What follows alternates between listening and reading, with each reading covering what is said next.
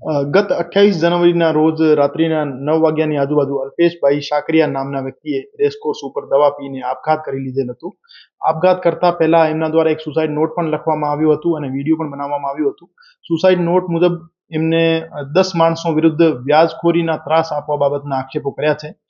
આ બાબતે પ્રનગર પોસ્ટેમાં ગઈકાલે બીએનએસની કલમ 108, 54 અને મની લેન્ડિંગ એક્ટની કલમ 5, 40 અને 42 મુજબ ગુનો દાખલ કરવામાં આવ્યો છે અને હજુ સુધી તપાસમાં 5 આરોપીઓ 10 માંથી એમને અટક કરવામાં આવ્યા છે.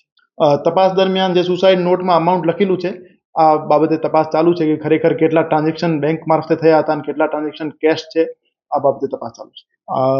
સુસાઇડ નોટથી ક્લિયર નહીં થતું, પૂછપરછ કરવા દરમિયાન સામે આવશે તો આપણે જણાવીશું. કુલ સુસાઇડ નોટમાં 10 આરોપીઓના નામ હતા.